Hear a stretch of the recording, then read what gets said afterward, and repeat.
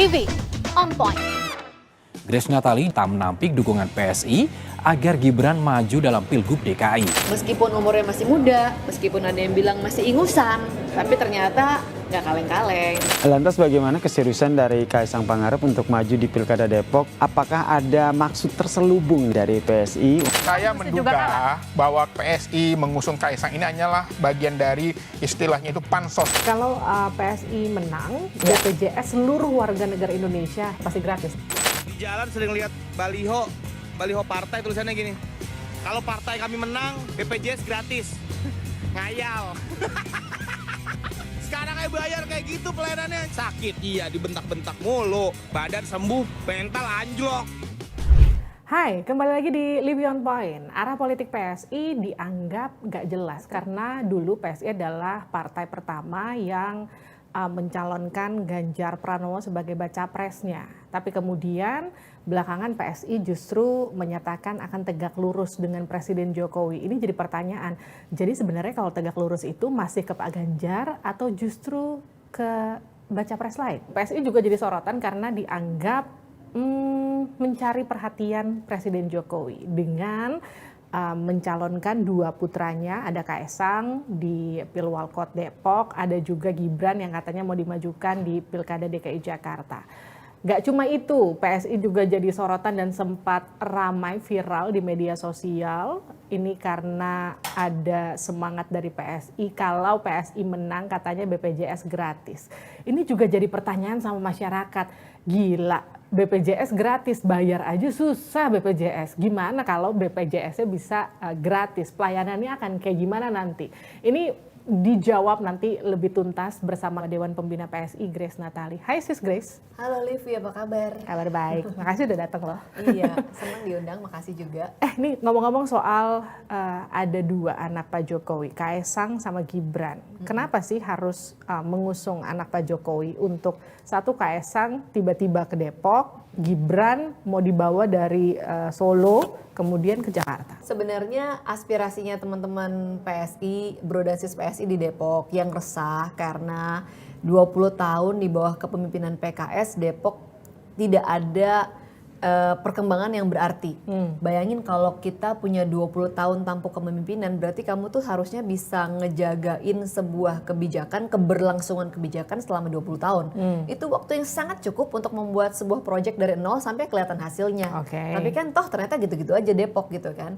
Jadi ada kegelisahan warga Depok yang kemudian dari ngobrol-ngobrol aspirasi di bawah kan teman-teman semua sering ngobrol ketemu masyarakat, muncullah nama Kaisang. Dan ternyata ketika sama teman-teman diseriusin, coba digalang opini publiknya seperti apa, testing the water, ternyata responnya bagus banget gitu. Jadi PSI ini hanya saluran sebenarnya, saluran aspirasinya masyarakat, dan kalau ternyata disambut dengan baik, itu berarti memang ada kegelisahan yang sama dari warga kota Depok, sehingga responnya bisa begitu. Tapi gitu. semua orang kan mikir awalnya gimmick doang kali ini mau ngusung Kaisang. Maksudnya mau ngejar popularitas nih masuk tahun pemilu, makanya kemudian muncul nama Kaisang di Depok. Ini serius?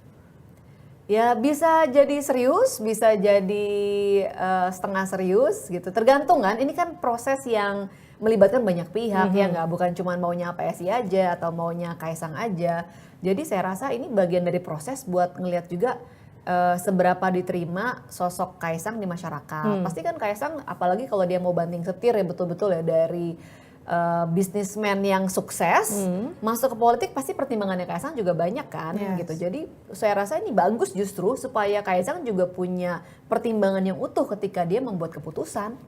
Saya pernah ngebahas ini barengan sama salah satu dari PSI juga di program Dua Arah. Waktu itu pihak dari PKS bilang gini, Depok ini adalah kota pendidikan. Pemilih Depok itu orang-orang rasional. Mereka adalah masyarakat yang berpendidikan, mereka adalah masyarakat urban yang tentu saja nggak sembarangan milih. Kalau PKS itu tidak bisa mengelola Depok, sudah lama Depok itu kalah. Tapi justru Depok bisa bertahan 3 periode sampai 4 periode, itu karena masyarakat Depok bisa melihat mana partai yang bisa menyemainkan peranan dan berprestasi. gimana tuh ngeliat itu? Bisa jadi begitu atau bisa jadi nggak ada calon yang Nggak ada pilihan lain bisa gitu. menandingi. Harus diakui ya, kita nih memang krisis kepemimpinan sih, kurang tokoh banget.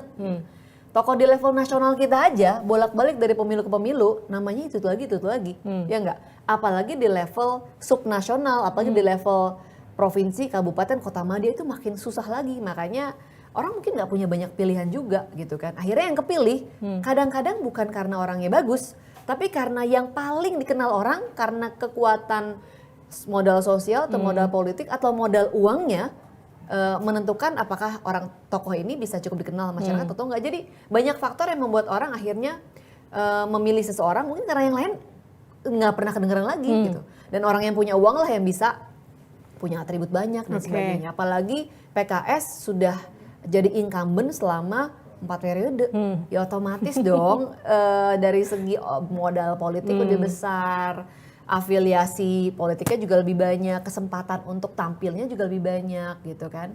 Jadi saya rasa kalau sekarang dengan munculnya Kaesang baru dilempar aja wacaranya, sambutannya udah sedemikian bagus, dan bahkan di warga kota Depok itu yang kita temuin malah seperti seolah-olah ada secercah cahaya di dalam terowongan yang gelap. Nah ini berarti masyarakat yang selama ini desperate, cuman aja nggak ada alternatif, cuma nggak ada pilihan gitu, nggak ada pilihan. Oke, kalau sekarang kan Mbak Puan kan kabarnya lagi ngerayu Mas Kaesang nih untuk gabung ke PDIP juga, dan di PDIP itu kan ada sistem yang satu keluarga satu partai itu, jadi artinya kemungkinan besar Kaesang nggak akan bergabung ke PSI, tapi nanti cara ngusungnya akan gimana? Kalau mengusung itu kan bisa lintas partai, ya nggak?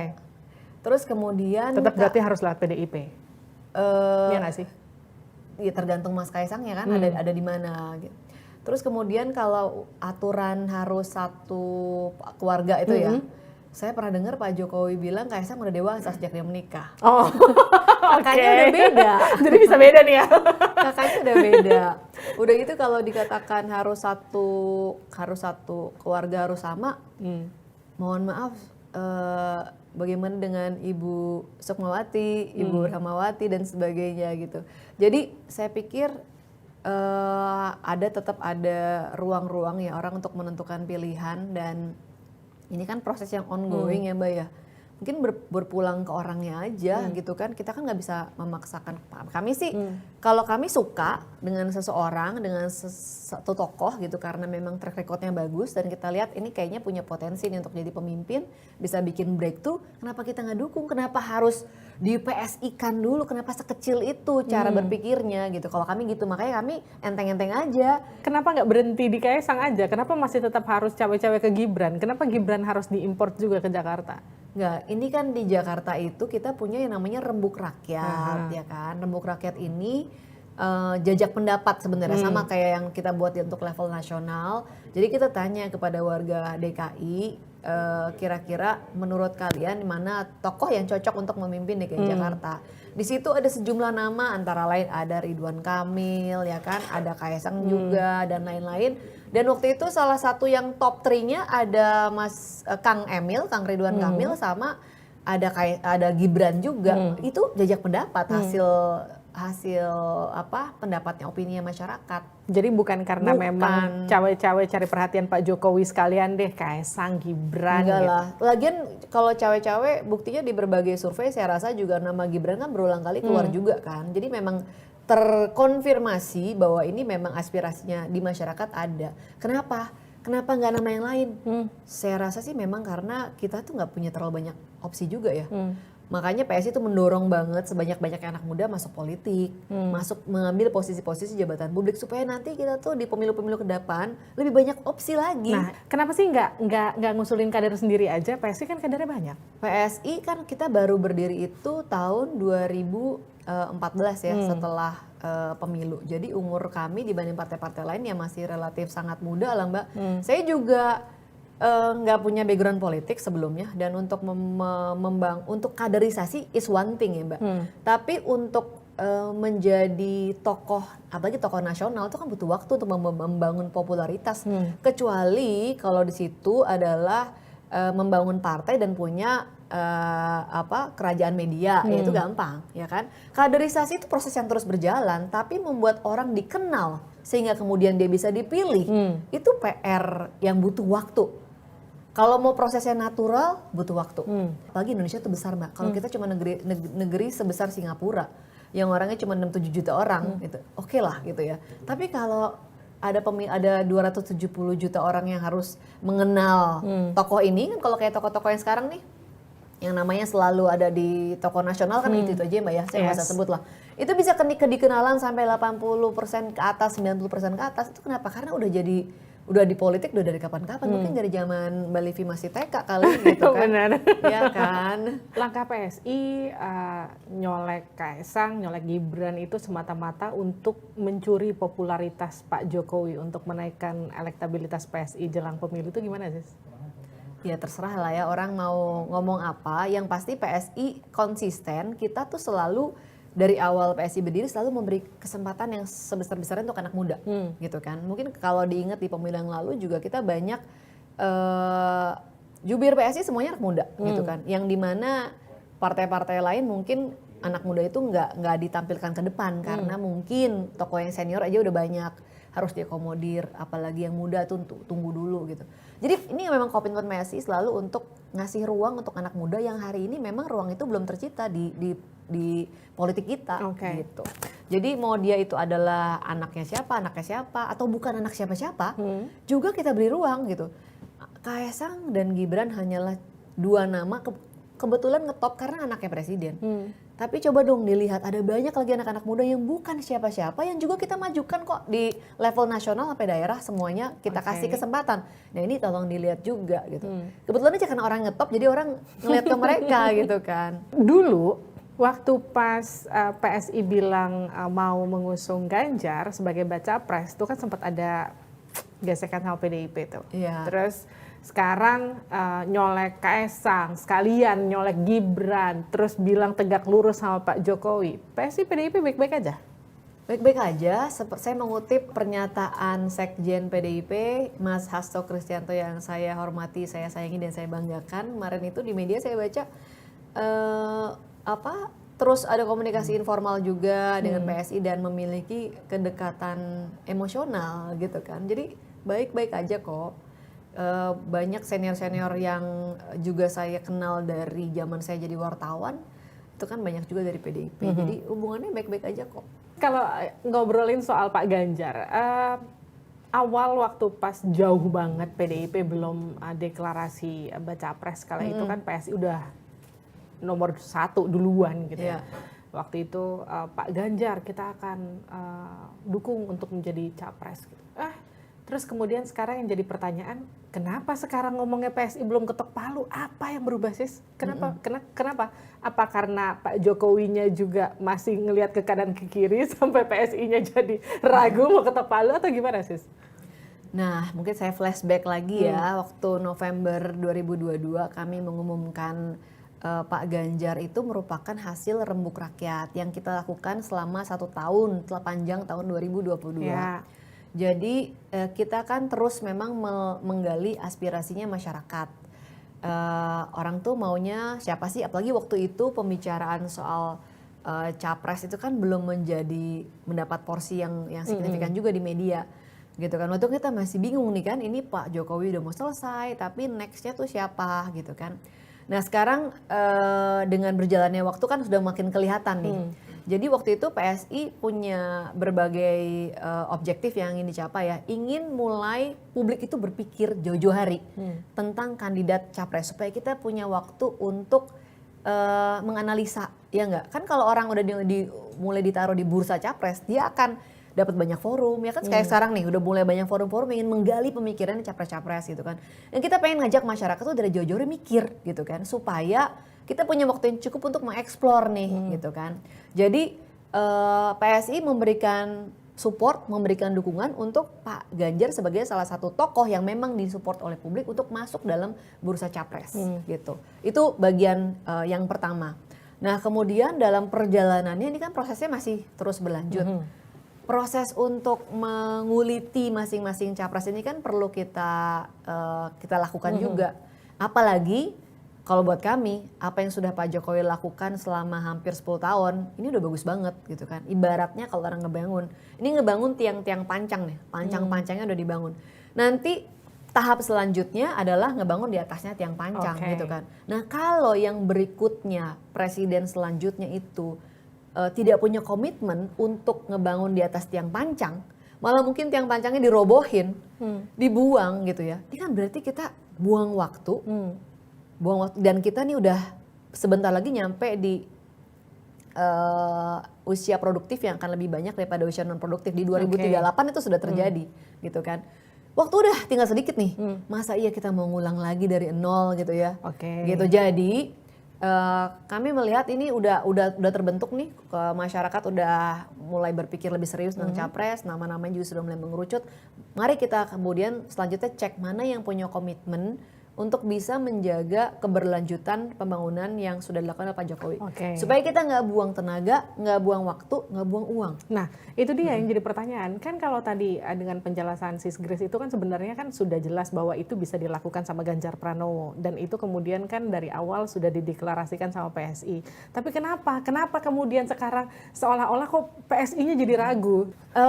Bukannya ragu ya Mbak, tapi kita ingin mengumpulkan informasi yang lebih banyak bahwa memang ada komitmen yang tidak tergoyahkan dari siapapun capres yang akan kita dukung pada akhirnya nanti, bahwa dia akan menjamin ada keberlanjutan program Pak Jokowi. Karena tadi alasannya, kalau nggak kita akan buang waktu, buang uang gitu, dan yang rugi kita semua sebagai bangsa Indonesia. Kita mau mencari orang yang bisa ketika dia menempati jabatan publik, dia sudah menjadi milik masyarakat.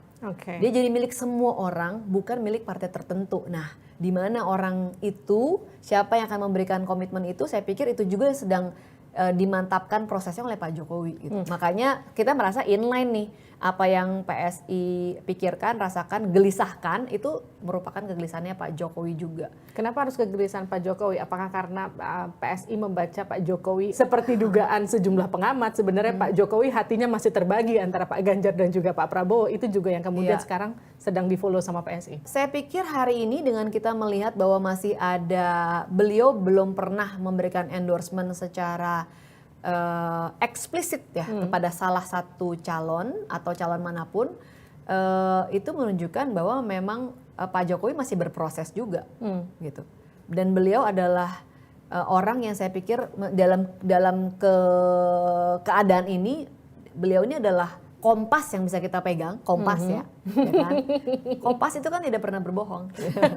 Kompas itu kan bisa jadi penunjuk arah gitu kan. Karena beliau itu jelas punya kepentingan. Beliau ini udah menginvestasikan 10 tahun waktunya dia untuk membangun Indonesia gitu kan. Udah mau kelihatan hasilnya nih gitu. Terus kalau kemudian dinolkan, dinihilkan, kan pasti beliau juga orang yang akan merasa sangat dirugikan kalau pekerjaannya tidak dilanjutkan. Dan kerjaannya udah bagus, itu diakui juga oleh dunia. Dan kita merasakan, di saat orang-orang lain krisis, kita enggak. Gitu kan. Dan saya harap ini juga menjadi critical point buat kita sebagai pemilih ya, melihat mana capres yang paling jelas komitmennya untuk melanjutkan membangun di atas tiang-tiang pancangnya Pak Jokowi. Emang baca pres lain nggak bisa? Ya ini masih berproses Mbak. Nah itu juga tugasnya Kompas untuk mengulik lebih lanjut. Livy on point harus mengulik lebih lanjut. Sis Grace, kenapa dijawab juga sama PSI tunggu tanggal 22 Agustus? Ada apa tanggal 22 Agustus? Oke. Jadi 22 Agustus kita akan punya Kopdarnas, Kopi Darat Nasional. Kopi Darat Nasional ini adalah forum di mana seluruh pengurus dari seluruh Indonesia akan berkumpul dan kita akan rembuk di situ. Kita akan diskusi di situ tentang capres, pencapresan. Karena mereka ini kan membawa suara-suara dari berbagai daerah nih Mbak. Mungkin kalau kita di ibu kota aspirasinya beda gitu kan, kegelisahannya beda dengan yang ada di daerah. Jadi kita pengen denger juga dong teman-teman yang daerah ini punya aspirasi apa, mendengar apa dari tempatnya masing-masing. Jadi itu akan kita kumpulkan, di situ juga akan kita bicara lebih serius lagi tentang pencapresan dengan mempertimbangkan masukannya teman-teman juga. Kalau kita bicara soal capres-capresan, aku pernah ngobrol sama Mas Budiman Sujatmiko ya di Livy on Point juga. Waktu itu Mas Budiman ngomong gini kurang lebih. Ada dua jenis kebingungan, Livy. Kebingungan karena nggak punya apa-apa, kebingungan karena kebanyakan apa-apa. Saya kira Pak Jokowi bingung enak nih. Bukan bingung. Karena dua-duanya bagus. Iya, kan dua-duanya bagus kan? Ya kayak orang punya pacar 2 atau 3 gitu ya. Ini bingung enak nih. bingung pilihan-pilihannya antara itu bingung enak, bukan bingung nggak enak. Jadi ya. milih A nggak salah, milih B juga nggak salah. Nggak salah. Pak Jokowi itu ada di dua pilihan bagus, Pak Ganjar atau Pak Prabowo. Ya intinya mau milih Pak Ganjar bagus, mau milih Pak Prabowo itu juga bagus. Tapi waktu itu Mas Budiman juga sempat mention kurang lebih ada semangat untuk mengawinkan keduanya. Oh, Kalau PSI ngeliatnya gimana? mungkin bagus sih Mbak. Dan akan menghemat banyak energi kali ya. Gitu kan Pak Prabowo juga udah pernah bilang kan, dia juga kepengen sebenarnya sama Mas Ganjar kalau bisa. Cuman rasanya agak sulit ya melihat itu akan terwujud mengingat ini sama-sama partai nomor 1 sama partai nomor 2, ya enggak? Dua-duanya mau jadi capres. Dua-duanya mau jadi capres Pusing deh gitu lo. kan. Jadi rasanya meskipun mungkin yang terbaik begitu, the most ideal scenario, tapi gimana ini para pemainnya mau nggak dengan skenario seperti itu? Rasanya kalau lihat perkembangan hari ini agak sulit ya. Agak sulit. Kita bicara politik itu kan dinamis ya. Pak Jokowi masih belum firm bilang oke ke kanan atau oke ke kiri. Pada akhirnya kalau Pak Jokowi ngeluarin namanya Pak Prabowo, PSI akan geser ke Pak Prabowo. Kita jangan berandai-andai Mbak. Kenapa? Karena dalam waktu dekat penerawangan saya Mendukun-dukunan kita. atau mimpi saya. Ya, intinya kita akan segera melihat ada peristiwa-peristiwa politik besar yang terjadi dan saya pikir itu bisa menjadi elemen yang akan berkontribusi dalam proses dinamika pergantian siklus kepemimpinan nih. Jadi kita tunggu aja Mbak, seperti kata Pak Jokowi, ojo ke susu. Saya pikir bener juga sih. Karena masih banyak yang unfolding nih, apalagi dalam waktu dekat. Banyak partai yang justru kan sebenarnya buru-buru untuk segera merapat, untuk kemudian mengamankan ada yang mau memajukan cawapresnya, kayak kita lihat P3, PSI nggak mau nyari momentum itu? Iya, PSI lagi-lagi kami ini siapa sih? Kami ini bukan siapa-siapa. Ya nggak, kami cuma anak-anak muda yang pengen agar kita ini nggak buang waktu. Omong kosong lah kalau kita mau membangun Indonesia tapi nggak ngelanjutin pembangunan yang sudah ada. Nanti kita semua rugi. Dan kalau udah waktunya udah lewat tuh 2038 udah lewat, yang akhirnya terjadi adalah banyak yang usia produktif ini jadi beban kita semua gitu. Jadi kita concernnya di situ. Kami ini bukan siapa-siapa tapi kami siap untuk menjadi penyeimbang pengawal agar nanti siapapun yang jadi presiden di parlemen harus ada partai yang serius memperjuangkan RUU perampasan aset misalnya. Oke. Ya enggak, yang sampai sekarang 10 tahun loh, begitu-begitu aja gitu kan. Yang akan serius menyuarakan kalau ada korupsi, mega korupsi sekelas BTS. Yang kita hari ini lihat itu angkanya 8 triliun tapi kok nggak ada satu partai pun yang bersuara. Kalau PSI ada di sana pasti lain ceritanya. Gitu. Jadi kami ini bukan siapa-siapa tapi kami pasti akan menjadi penyeimbang buat siapapun yang nanti akan menjadi presiden mendatang. 2 atau 3 nih calonnya kira-kira? Tadinya saya pikir 3 ya, tadinya. Sekarang saya nggak yakin. Kenapa nggak yakin? Ini tadi mau masuk ke tadi pancingan Sis Grace. Kenapa? Ya karena yang satu makin melempem gitu ya. Ya memang dari awal juga bubble sih. Nggak ada yang kualitasnya belum nyampe tapi seolah-olah sebesar itu gitu. Tapi kalau kita lihat sekarang lama-lama nggak ada bunyinya sendiri gitu kan. Jadi ya mungkin 2 jadinya. Akankah majunya 2? Mungkin. Tadi kan saya bilang tadi saya pikir pasti 3 nih gitu. Tapi ngeliatnya sekarang apa masih bisa 3 ya? Ini mirip sama omongannya Bang Adian. Waktu itu Bang Adian kan juga ngomong gitu kan. Yang satu tuh karena elektabilitasnya turun terus. Jadi kemudian ya partai mana sih yang mau ngedukung orang yang kurang lebih pasti kalah. Itu versinya Bang Adian. Minggu lalu saya ngobrol sama Pak Sudirman Said. Pak Sudirman kan dari timnya Mas Anies ya. Kemudian bilang gini, oh nggak gitulah kurang lebih ya Mas Anies itu dikeluarkan diksi-diksi maju ya cuma 2, nggak akan maju ya karena tim-tim lain itu merasa khawatir kalau Mas Anies maju. Itu gimana tuh Sis? Mungkin ya dia sendiri yang khawatir. Lihat aja orang nggak dia apa-apain aja makin nyelusuk ke bawah gitu kan. Jadi ya itu, tapi kan lagi-lagi politik dinamis ya. Kita kan nggak pernah tahu nih dengan situasi yang masih unfolding apa yang akan terjadi. Jadi nggak apa-apa kalau Pak Anies mau tetap maju juga ya nggak masalah biar kebuka juga kan program-programnya seperti apa. Tapi tolonglah jangan program-program yang yang nggak bisa dilaksanakan seperti DKI lagi. Yang baru, yang betul-betul bisa gitu loh Pak. Di jalan sering lihat baliho partai tulisannya gini. Kalau partai kami menang, BPJS gratis. Ngayal. Sekarang kayak bayar kayak gitu pelayanannya. Sakit, iya dibentak-bentak mulu. Badan sembuh, mental anjlok. Ini sempat bikin PSI kemudian jadi sorotan karena dianggap halusinasi. Kenapa dianggap halu-halu? Karena BPJS bayar aja pelayanannya berantakan guys. Gimana BPJS-nya gratis? Nah, memang rasanya seperti nggak mungkin ya. Tapi pertama ini dulu deh, payung hukumnya.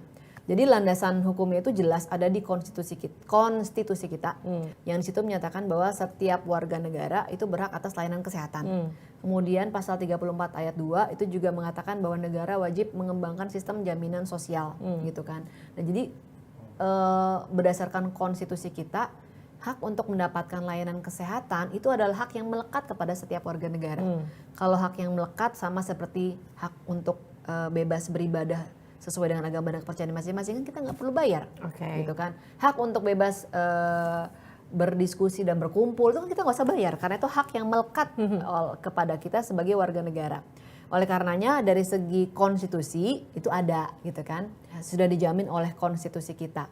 Nah lalu apakah mungkin? Nah kalau kita lihat dari angka klaim BPJS tahun 2021 aja misalnya, itu sekitar 113 triliun. 113 triliun ini tidak sampai 4% dari postur APBN kita. Jadi tinggal apakah kita mau memprioritaskan amanat konstitusi atau enggak. Lah untuk subsidi BBM yang enggak jadi apa-apa gitu ya, malah jadi polusi, itu menghabiskan 500 triliun sendiri. Jadi kan itu ada di kebijakan anggaran gitu kan. Nah kalau terkait pelayanan, ini memang PR yang harus diberesin sama rumah sakit umum daerah lah ya. Memang hari ini ada 2 simpul besar pelayanan BPJS gitu kan. Ada yang ngurusin administrasi, kepesertaan, kemudian simpul lainnya adalah simpul pelayanan. Nah ada banyak resources yang bisa dialihkan ke simpul pelayanan kalau simpul kepesertaan ini nggak ada. Artinya kalau semua warga negara adalah peserta BPJS, nggak ada iuran, kan nggak usah ada urusan verifikasi, pembaharuan data, yang dimana urusan memasukkan orang menjadi apakah layak menerima PBI, penerima bantuan iuran atau enggak aja itu udah problem. Ya kan? Jadi artinya gini, kalau PSI menang, BPJS seluruh warga negara Indonesia, hey Anda warga negara Indonesia BPJS udah pasti gratis, pasti enggak punya dong, BPJS. itu kan proses, itu kan berarti kita harus masuk ke proses legislasi. Berarti ada undang-undang yang harus dirubah, yaitu undang-undang SJSN dan undang-undang BPJS. Nah harus berjuangnya di ranah itu. Jadi kalau PSI masuk ke Senayan, ini akan menjadi agenda prioritas kita untuk kita perjuangkan. Kita ingin agar ada undang-undang baru yang menjadi turunan dari konstitusi kita bahwa layanan BPJS itu udah nggak usah dibikin sistem iuran.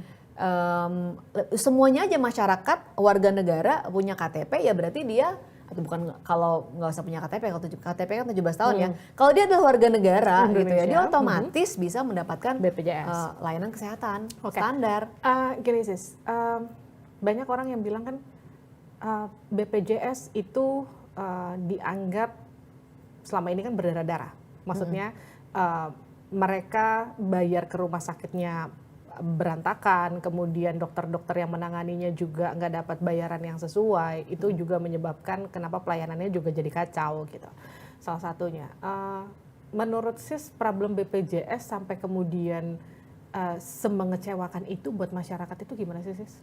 Ya itu memang ada pelayanan yang harus ditingkatkan sih Mbak. Dan itu problem yang harus diadres memang gitu kan. Komplain-komplainnya masyarakat kan valid. Kalau di DKI Jakarta rata-rata udah lebih baik dibandingin di daerah lain. Tapi di daerah lain itu yang di luar Jakarta yang masih diutamakan yang bayar. Nah sekarang ini kalau dari PBI, Kartu Indonesia Sehat plus iuran itu sebenarnya sudah bisa menutupi pengeluarannya BPJS. Hitung-hitungan PSI gimana tuh? Hitung-hitungan PSI hari ini ya, kalau kita pakai data yang tahun 2021 yang paling dekat ya, kan ada pengeluaran klaim biaya operasional itu 113 triliun. Dari negara bentuknya PBI itu sekitar 51-an T. Berarti ada sisanya 60-an triliun. Kita mesti cari nih, karena yang tadinya kan udah di-cover oleh Ya. PBI, Program Kartu Indonesia Sehat gitu ya. Ini bisa dicapai dengan berbagai cara nih. Misalnya kalau kita lihat, ini kan tinggal ngotak-ngatik anggaran yang masih bisa dialihkan gitu Mbak ya. PPN kita kan baru naik dari 10% jadi 11%. Oke. Nah saat ini penerimaan kita dari PPN itu 680 triliun. Proyeksinya tahun depan itu 780-an T, kalau saya ingat saya, Oke. kalau nggak salah segituan. Kalau kita ambil satu bagian dari 11% tadi, satu dari 11 gitu ya, itu sudah dapat sekitar 68 triliun, udah ini nih, udah lebih dari cukup untuk nutupin kekurangan tadi yang sekarang basisnya dari iuran. Yes, itu yang jadi pertanyaan kan selama ini Gitu. surplus jangan-jangan karena memang ada iuran ya. Kalau iurannya dihapus, Ya. apakah kemudian masih tetap bisa surplus Nah, BPJS? kalau iurannya dihapus kan kita balik ada total biaya klaim operasional BPJS itu kan 113 triliun. Oke. 113 triliun ini misalnya nih Mbak, kita ambil dari mana lagi nih? Dari subsidi BBM deh. Gitu. Subsidi BBM itu kan 500 T. Ambil 50 T-nya aja ditambah dengan PPN tadi. Udah Setutup cukup. ya? Tutup. Atau yang lain lagi, dan mungkin ini orang-orang yang rokok nggak happy gitu ya. Oke. Cukai rokok. Ada penelitian bahwa mau dinaikin berapapun cukai Orang rokok, tetap beli rokok orang ya? tetap beli rokok gitu kan. Gitu. Kayak di Singapura rokok mahal. Nah, makanya mungkin bisa dari situ. Jadi ada kebijakan anggaran yang bisa kita pakai sebenarnya. Apalagi mengingat kita masih punya banyak pos-pos yang kayak itulah subsidi BBM itu kan selalu jadi pro dan kontra. Oke. Karena pada kenyataannya yang menikmati subsidi BBM itu banyak dari kalangan mampu. Bahkan banyak diselundupkan menjadi untuk kepentingan usaha gitu yang seharusnya nggak peruntukannya gitu kan. Ada pengamat-pengamat ekonomi yang lebih ahli di bidangnya yang mengatakan bahwa kalau mau menyasar ke masyarakat mungkin paling tepat sasaran adalah BLT. Oke. Karena kan dicatat ya sesuai dengan KK dan sebagainya. Jadi nggak akan nyampe ke orang yang mampu misalnya. Jadi ada banyak yang bisa direvisi. Tapi kalau kita ambil yang gampang aja tadi dari kenaikan PPNBM dan juga sedikit dari anggaran untuk BBM Oke. bersubsidi yang sering salah sasaran itu sudah lebih dari cukup untuk memenuhi seluruh kebutuhan klaim operasional BPJS berdasarkan data tahun lalu. Jadi ini adalah perhitungan yang memang artinya gini, ini adalah program yang memang sudah dihitung secara cermat sama PSI, bukan asal jeplak, bukan halusinasi gitu ya. Jadi kita juga udah melototin itu Mbak anggaran ya. Ini kebutuhannya segini, ini bisa dari mana nih Oke. gitu. Oke, Sis Grace, ini 3 pertanyaan cepat terakhir Wah, di Live on Point. Ah, apa nih? Oke, pertanyaan pertama, PSI adalah partai yang Keren. Oke, Boleh nggak gitu? boleh, suka-suka aja. Oke, pemimpin Indonesia harus pemimpin yang Berani. oke, Ganjar atau Prabowo? Wah, Jokowi.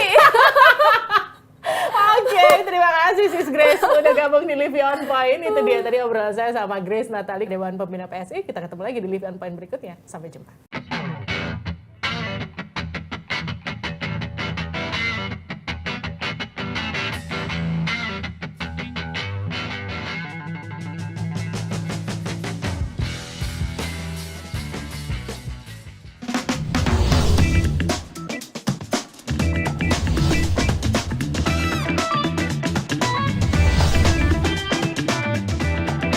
Living on Point.